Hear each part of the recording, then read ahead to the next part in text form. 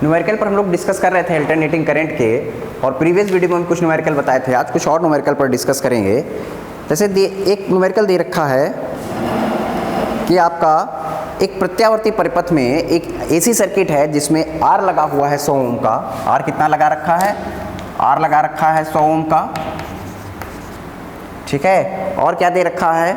और कह रहा है कि एक्सएल बराबर 300 ओम है, एक्सएल बराबर 300 ओम है, और आपका एक्सी 200 ओम है। एक्सी कितना दे ओम दे रखा है? ये 200 ओम दे रखा है। हमसे कह रहा है कि आरोपित वैद्युत वाहक बल तथा प्रवाहित धारा में कलांतर, ठीक है। अब आपको कलांतर कैलकुलेट करना है। कलांतर कैलकुलेट करने के लिए आपको क्या बताया था? tan फाई अगर LCR सर्किट है तो tan फाई के लिए LCR सर्किट आपको क्या बताया था कि आपका XL माइनस XC अपान R, XL माइनस XC अपान R, ये आपको बताया था। हमें फाई कैलकुलेट करना ना कि tan फाई कैलकुलेट करना है।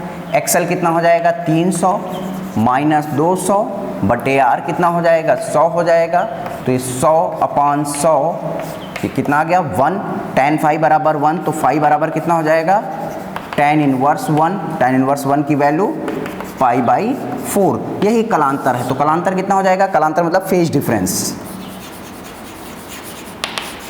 फेज डिफरेंस कितना हो जाएगा?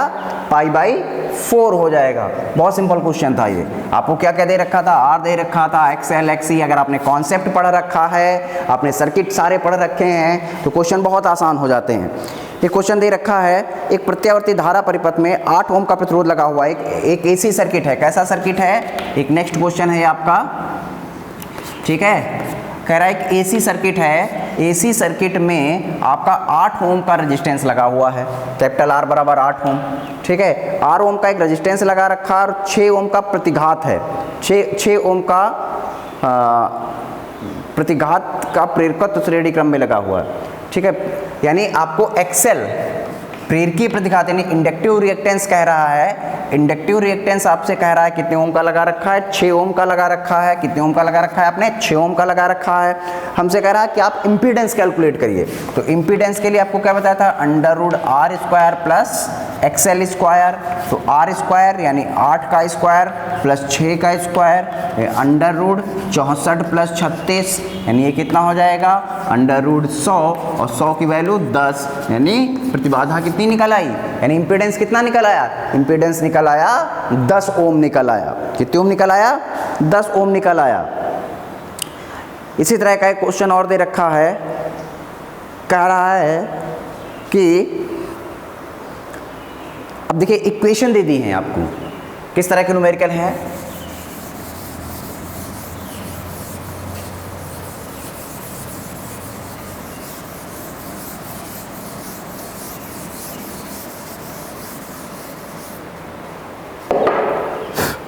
अब दे दिया गया है, इक्वेशन दे दी गई कि I बराबर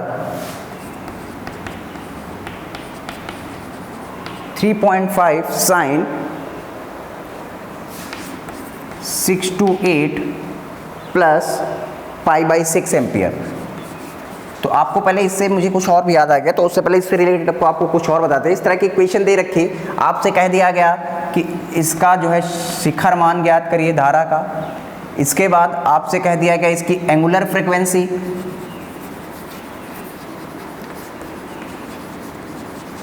अगर आपसे कह दिया जाए कि एंगुलर फ्रीक्वेंसी को हम ओमेगा से लिखते हैं, ये आपको कैलकुलेट करने दे दिया जाए। आपसे कह दिया जाए इसकी फ्रीक्वेंसी कैलकुलेट करने के कह दिया जाए। अगर इससे ये कह दिया जाए कि phase difference that's mean phi calculate करने के लिए कह दिया जाए। अगर इस तरह की चीज़ें आपको निकालने के लिए कह दी जाएं, तब हम कैसे निकालेंगे कि एंगुलर फ्रीक्वेंसी निकालना है, फ्रीक्वेंसी निकालना है, ये सब चीज़ें निकालनी। तो हम क्या करेंगे? इसकी कंपेयर करेंगे। I is equal to I naught sine omega t plus phi से क्या करेंगे? कंपेयर करेंगे। तो कंपेयर करने से आप सबसे पहले देख रहे हैं कि I नॉट कितना लिखा हुआ है? I नॉट 3.5 एम्पियर है। तो सीधे सीधे हमारा I नॉट आ गया। एंगुलर फ्रीक्वेंसी ओमेगा टी, लेकिन ओमेगा टी की जगह कितना लिखा हुआ है? ओमेगा टी की जगह लिखा हुआ है आपका 600 628 टी सॉरी छूट गया है, 628 टी लिखा हुआ है, तो यानी ओमेगा टी बराबर आपका 628 टी, टी से टी कैंसिल, तो ओमेगा बराबर कितना आएगा 628 रेडियन पर सेकेंड हो जाएगा। ये आपका एंगुलर फ्रीक्वेंसी निकल आई। फ्रीक्वेंसी निकालनी है तो 2 पाई एफ ओमेगा बराबर 2 पाई एफ बराबर 628 होता है, ठीक। तो 2 इंटू 3.14 एफ बराबर 628 कर देंगे यहाँ से, तो एफ बराबर कितना हो जाएगा 628 बटे 2 इंटू 3.14, दो जीरो लगा लिए, डेसिमल 600, 14 दूना 200 आ जाएगा, डिवाइड कर देंगे 100, ठीक है, पर सेकेंड, ठीक है। ये आपने फ्रीक्वेंसी निकाल लिया, अब क्या रह गया फेज डिफरेंस। फाई कंपेयर करेंगे, फाई बराबर कितना लिखा हुआ है, फेज डिफरेंस कितना है π/6 है। तो इस तरह के कंपेयरिंग वाले भी क्वेश्चन आ जाते हैं कि आप कंपेयर करके बताइए कि किस तरह के क्वेश्चन आपको क्या क्या दे रखा है। क्लियर है? अगर आपको इक्वेशन दे रखी होगी, इससे रिलेटेड कई भी क्वेश्चन आपसे पूछे जा सकते हैं। एक क्वेश्चन दे रखा है कि शिखर मान दे दिया गया, आरएमएस वैल्यू कह दी गई कि आरएमएस वैल्यू कैलकुलेट करिए, तब देखिए किस तरह से करेंगे।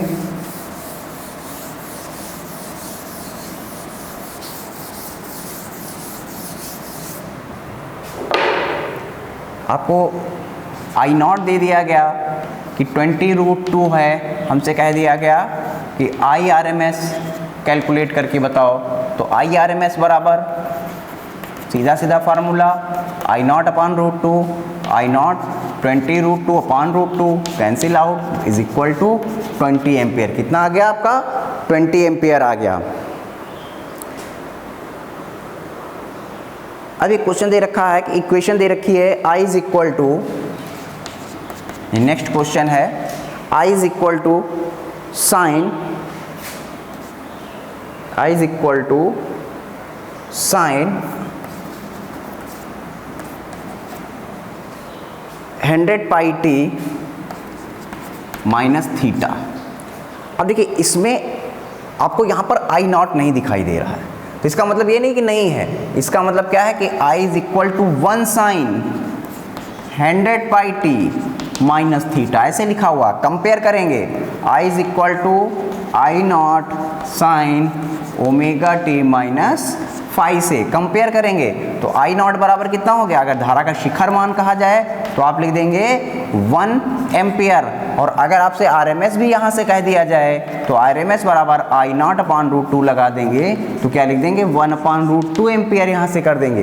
कितना कर देंगे यहाँ से 1 अपान √2 एम्पियर कर देंगे। लेकिन हमसे पूछ रहा है इसका टाइम पीरियड पूछ रहा है। क्या पूछ रहा है इसमें टाइम पीरियड पूछ रहा है। इसका टाइम पीरियड कितना होगा तो कैलकुलेट करेंगे। ओमेगा टी बराबर कितना लिखा हुआ, ओमेगा टी बराबर लिखा हुआ 100 पाई टी, ओमेगा टी बराबर 100 पाई टी, टी से टी कैंसिल, ओमेगा बराबर 2 पाई टी, 2 पाई एफ भी होता है, 2 पाई अपॉन टी होता है, तो 2 पाई अपॉन टी, क्योंकि हमें टाइम पीरियड निकालना है, पीरियोडिक टाइम निकालना है, ये कैलकुलेट हो गया। तो टी बराबर कितना आ जाएगा 50 सेकेंड आ जाएगा। टी बराबर कितना आ जाएगा, टी बराबर 50 बराबर आपका आ जाएगा 2/100 यानी 0.02 सेकेंड आ जाएगा। कितना आ जाएगा 0.02 सेकेंड आएगा। लेकिन अगर फ्रीक्वेंसी कह दिया जाता तो 2 पाई एफ बराबर हम 100 लिख देते, तब ये आपका कितना हो जाता, पाई से पाई कैंसिल, 2 से ये 50 हो जाता, तब फ्रीक्वेंसी कितनी हो जाती, फ्रीक्वेंसी आपकी 50 हर्ट्ज हो जाती। कितनी हो जाती 50 हर्ट्ज। अगर फ्रीक्वेंसी कहा जाता है तो फ्रीक्वेंसी 50 हर्ट्ज हो जाती है, लेकिन टाइम पीरियड कितना हो जाएगा 0.02 सेकेंड हो जाएगा, ये आपका हो जाएगा। अब आपसे क्या कह दिया गया, कह दिया गया कि एक सर्किट बना दिया गया है। नेक्स्ट क्वेश्चन देखते हैं।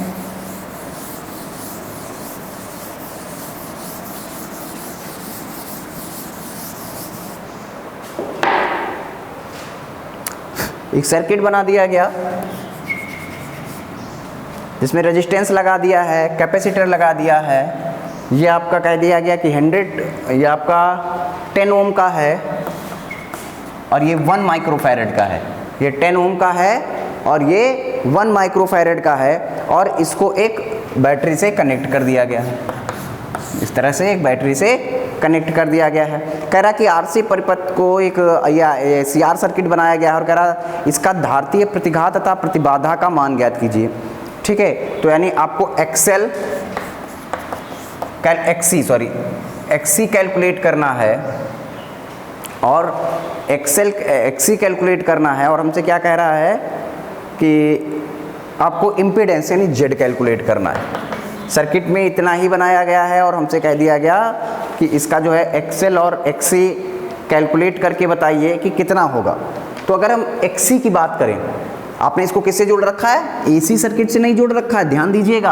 आपने इसको बैटरी लगा रखी है और ये बैटरी लगा रही है, इसका मतलब हम किस बात की करंट की बात कर रहे हैं? हम डायरेक्ट करंट की बात कर रहे हैं। डायरेक्ट करंट की बात करें और एक्सी बराबर क्या हो जाता है? एक्सी बराबर 1/ओमेगा सी और ओमेगा बराबर 2πfc। और डायरेक्ट करंट में जो फ्रिक्वेंसी होती है वो फ्रिक्वेंसी नहीं होती, फ्रिक्वेंसी कितनी होती है? फ्रिक्वेंसी 0 होती है, यानी एक्सी बराबर 1/0।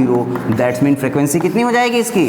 यानी इसका जो धारतीय प्रतिघात है, दैट्स मीन कैपेसिटेंस रिएक्टेंस है, कैपेसिटेंस रिएक्टेंस कितना हो जाएगा? इनफिनाइट हो जाएगा। क्यों इनफिनाइट हो जाएगा? क्योंकि आप देख रहे हैं आपने इसको डायरेक्ट करंट से ऐड कर रखा है। हम बात एसी सर्किट की कर रहे थे, एसी सर्किट में हमने इन्होंने डायरेक्ट करंट को ला दिया। बच्चे यहाँ पर कंफ्यूज हो जाते हैं आप लोग कि डायरेक्ट करंट से लगा, हम फार्मूला लगा रहे हैं, इसमें तो कुछ दे ही नहीं रखा, कैसे क्या कैलकुलेट करेंगे? तो सीधे सीधे आप देख रहे हैं कि डायरेक्ट करंट में जो फ्रिक्वेंसी होती कितनी हो जाती है? फ्रिक्वेंसी 0, और फ्रिक्वेंसी को 0 कर देंगे यहाँ पर, तो आपका जो धारतीय प्रतिघात है यानी कैपेसिटेंस रिएक्टेंस है वो कितना आ जाएगा? इनफिनाइट आ जाएगा। और जब जेड की बात करेंगे तो जेड भी आपका कितना आ जाएगा? जेड भी आपका इनफिनाइट आ जाएगा, क्योंकि जेड बराबर हम लोग क्या निकालते हैं? आर स्क्वायर प्लस एक्सी का स्क्वायर। और एक्सी स्क्वायर में अगर आर आप अनंत में ये आपका क्या है? इनफिनाइट है, अगर इनफिनाइट में आप आर जोड़ोगे तो भी इनफिनाइट आ जाएगा, यानी आपका इम्पीडेंस और आपका कैपेसिटेंस रिएक्टेंस दोनों कितने हो जाएंगे? दोनों अनंत हो जाएंगे। ठीक है, अब नेक्स्ट वीडियो में